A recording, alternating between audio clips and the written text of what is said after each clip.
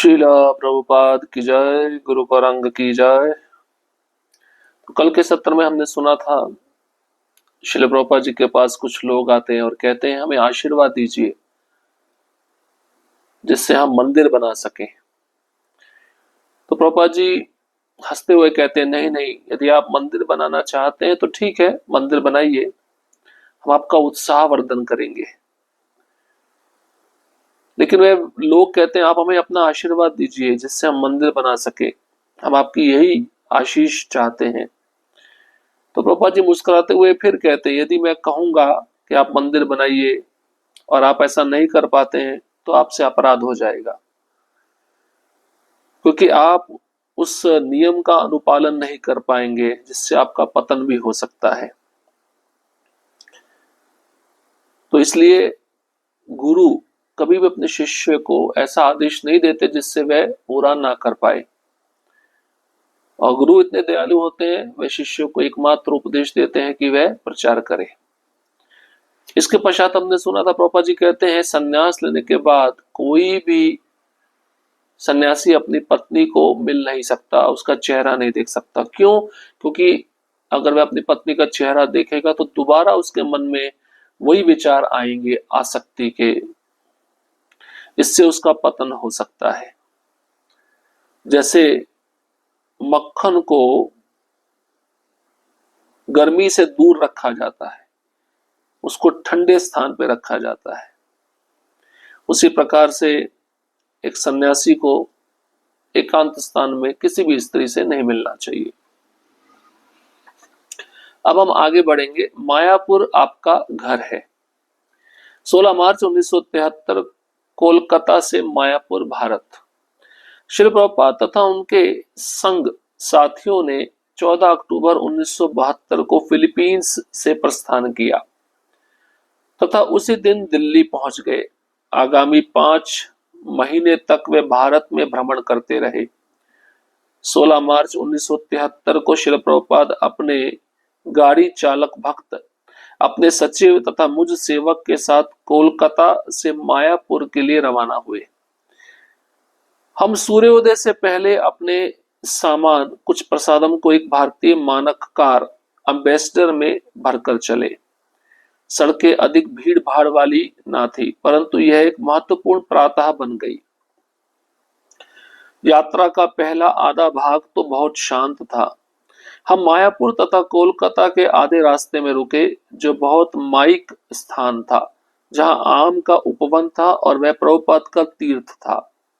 सड़क के किनारे कुछ दर्जन भर आम के छोटे वृक्ष थे, प्रकाश हो रहा था। श्री प्रभुपाद ने मुझे बैठने का आदेश दिया। हम उनके पास ही घास पर बैठ गए।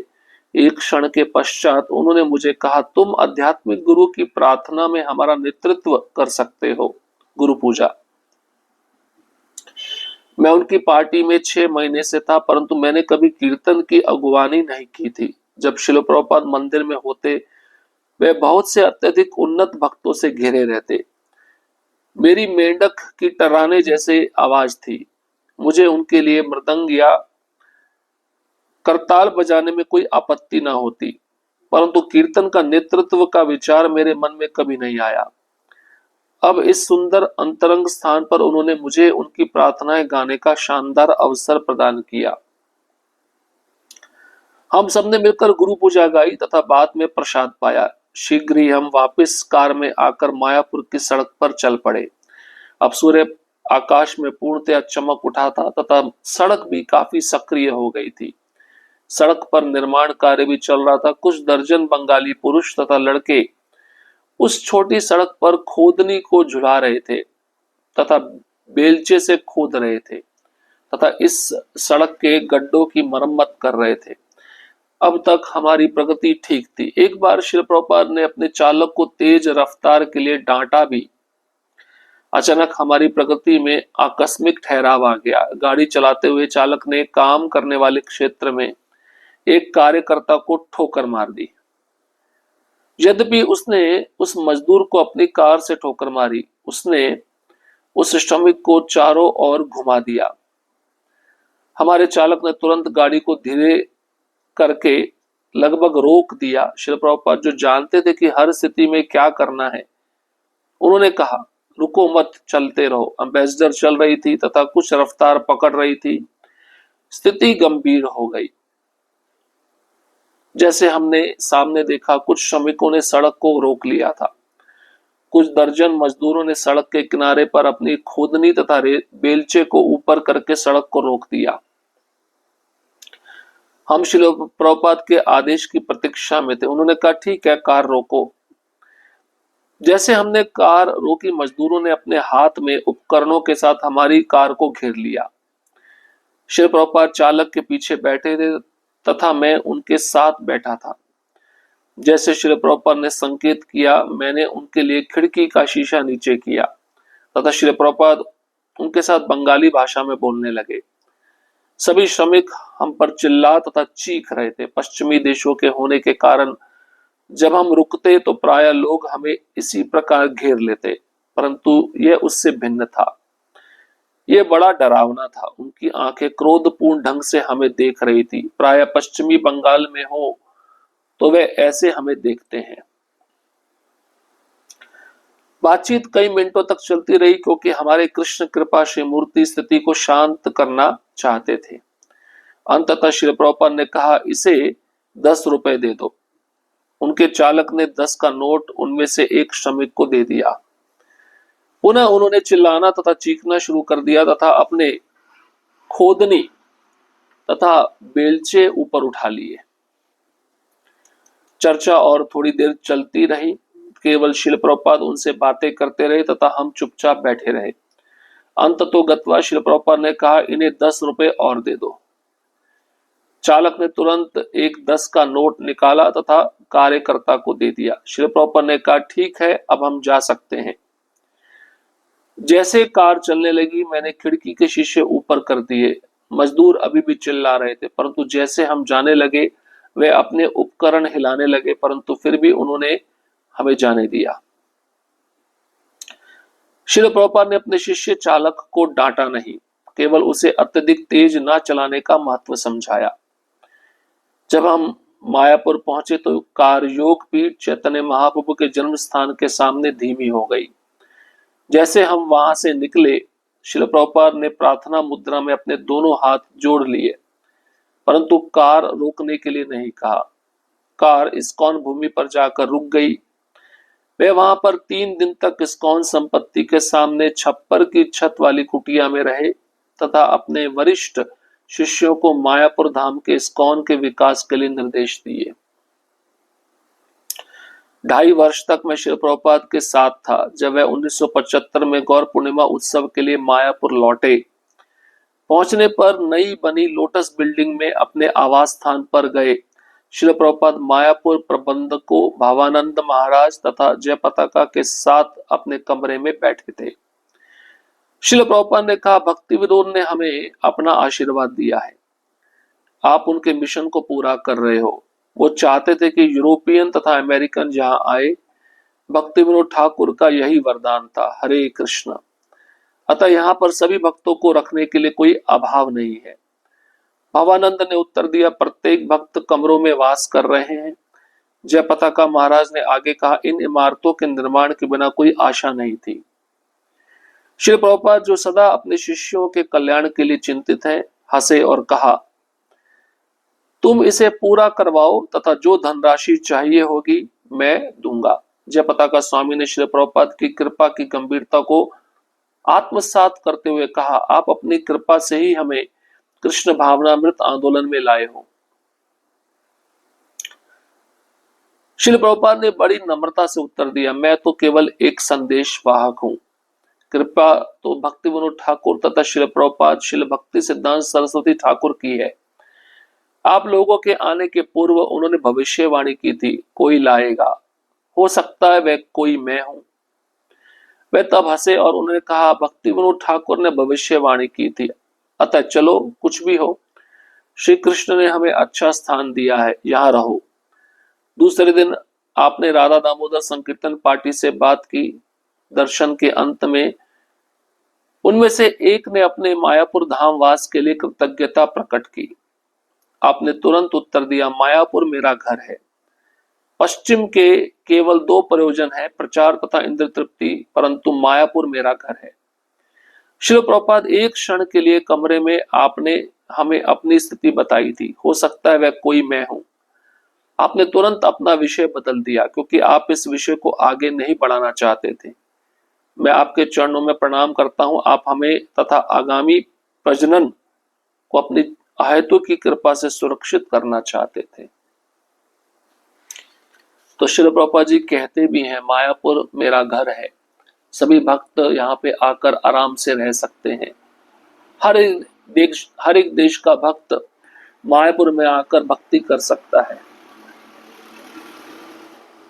तो श्रील प्रभुपाद जी कलकत्ता से मायापुर एक एम्बेसडर कार में गए, सुबह सुबह जल्दी निकले। तो प्रसाद का जो सामान था सब गाड़ी में रख लिया था। एक स्थान पे रुके, कलकत्ता और मायापुर के बीच में, वहां पे उन्होंने थोड़ा प्रसाद लिया और श्रुतकीर्ति बाबू को बोला, आप गुरु पूजा गाइए। श्रुतकीर्ति बाबू बोले, मेरी आवाज तो मेंढक के टर्राने जैसी है, फिर भी मेरे गुरुदेव ने मुझे आज्ञा दी है तो मैं इसको निश्चित रूप से पूर्ण करूंगा। तो सबने मिलकर गुरु पूजा गाई, बाद में प्रसाद ग्रहण किया और हम गाड़ी में बैठ गए। और गाड़ी में जैसे ही बैठे हम चलने लगे, सूर्य चमक उठा था और सड़क भी सक्रिय हो गई थी। अब सड़क पे चहल पहल हो गई थी। प्रभुपाद जी अपने चालक शिष्य को कह रहे थे, गाड़ी तेज मत चलाओ। और सड़क पे काम चल रहा था, मजदूर लोग, श्रमिक लोग काम कर रहे थे अपनी खोदनी से, अपने बेलचे से। लेकिन गाड़ी की रफ्तार तेज होने के कारण वो गाड़ी एक श्रमिक मजदूर को लग गई। और ये होने पर सारे श्रमिक मजदूर लोग चिल्ला उठे। पहले तो प्रभुपाद जी ने बोला, जाने दो, गाड़ी चलाते रहो, रोकने की आवश्यकता नहीं है। लेकिन आगे चलकर प्रभुपाद जी ने देखा, गाड़ी में रहने वाले सभी भक्तों ने देखा कि वो श्रमिक मजदूर सड़क को घेर लिए। और प्रभुपाद जी ने फिर अपने चालक, अपने ड्राइवर शिष्य को बोला, गाड़ी रोक दो। रोकते ही वह सारे लोग क्रोधित थे। और प्रभुपाद जी ने फिर श्रुतकीर्ति बाबू को आदेश दिया, शीशा नीचे करिए गाड़ी का। जैसे शीशा नीचे किया तो बंगाली में प्रभुपाद जी उनके साथ बातचीत कर रहे थे और वह लोग बड़े गुस्से में थे, चिल्ला रहे थे। प्रभुपाद जी ने अपने चालक शिष्य को बोला, 10 रुपए का नोट निकाल के दे दो। 10 रुपए का नोट दिया तो वह खुश नहीं थे, वे अभी भी चिल्ला रहे थे, क्रोध में थे। बातचीत कुछ और लंबी चली। प्रभुपाद ने कहा, एक 10 का नोट और निकाल के दे दो। तो चालक शिष्य ने 10 का नोट निकालकर उन मजदूरों को दे दिया। अभी भी वो शांत नहीं थे, लेकिन सहमति हो गई थी। जब प्रभुपाद जी ड्राइवर को बोले चलिए, तो गाड़ी जाने लगी, तो अभी भी वे श्रमिक मजदूर नाराज थे। तो बाद में चलते चलते आगे जाकर प्रभुपाद जी ने अपने चालक शिष्य को डांटा, गाड़ी तेज मत चलाया करो। उसके पश्चात मायापुर में जैसे प्रभुपाद जी पहुंचे तो सर्वप्रथम योग पीठ पे गए। योग पीठ से होते होते चैतन्य गौड़ी मठ था, लेकिन चैतन्य गौड़ी मठ न जाकर उस मठ के सामने हाथ जोड़कर उन्होंने प्रार्थना की और सीधा इस्कॉन मंदिर पर जाकर, जहां पे भूमि खरीदी गई थी, वहां पे अपनी गाड़ी रोकी। और 3 दिन तक प्रभुपाद जी उस जगह का जायजा लेते रहे। भावानंद प्रभु और जय पताका महाराज प्रभुपाद जी को मिलने के लिए आए, उनको कमरा दिखाए। उस कमरे में प्रभुपाद जी के साथ वे बातचीत करते रहे। प्रभुपाद जी ने कहा, बहुत अच्छी प्रगति की है, मैं चाहता हूं मेरे सभी शिष्य यहाँ पे आके रहें, भक्ति का लाभ उठाएं। और भक्ति विनोद ठाकुर की भविष्यवाणी है, ये यूरोपियन अमेरिकन मायापुर में आकर भक्ति करेंगे, एक साथ मिलकर रहेंगे। तो श्रील प्रभुपाद जी कह रहे थे, शायद वह व्यक्ति मैं ही हूं। इतना बोलते प्रभुपाद जी ने उस विषय को बदल दिया, क्योंकि प्रभुपाद जी अपनी प्रशंसा नहीं चाहते थे। और प्रभुपाद जी ने कहा, जितना भी धन लगेगा इस मायापुर के प्रोजेक्ट को बनाने के लिए, वो धन मैं दूंगा, खाली आप सब मिलकर एक दूसरे को सहयोग कीजिए। इस प्रकार से प्रभुपाद जी का जो ये नम्रता पूर्वक उत्तर था, मैं तो केवल एक संदेश वाहक हूं, श्रील भक्तिविनोद ठाकुर और श्रील भक्ति सिद्धांत सरस्वती ठाकुर महाराज की कृपा है, क्योंकि उन्होंने भविष्यवाणी की थी। अब श्री कृष्ण ने हमें अच्छा स्थान दिया है, यहीं पे रहो। और अगले दिन प्रभुपाद जी राधा दामोदर संकीर्तन पार्टी से भी मिले और सभी भक्तों ने प्रभुपाद जी को मायापुर धाम वास के लिए कृतज्ञता अर्पण किया। और प्रभुपाद जी ने कहा, मायापुर मेरा घर है। विदेश जाना ये तो एक प्रचार है, सेवा है, लेकिन मायापुर मेरा घर है। तो शुद्ध कीर्ति प्रभु कहते हैं, एक क्षण के लिए भी जब आपने कहा हो सकता है वह कोई मैं हूं, आपने तुरंत उस विषय को बदल दिया। वो क्या आप उस विषय को आगे नहीं बढ़ाना चाहते थे? मैं आपके चरणों में प्रणाम करता हूं कि आपने नम्रता पूर्वक ये एहसास दिलाया कि कोई भी शिष्य कितना भी बड़ा कार्य करे, उसको हमेशा याद रखना चाहिए मैं केवल निमित्त मात्र हूं और अपने गुरु की कृपा से कर रहा हूं। हरे कृष्णा कृष्ण कृष्ण हरे हरे, हरे राम राम राम हरे हरे। श्रील प्रभुपाद की जय, गुरु गौरांग की जय।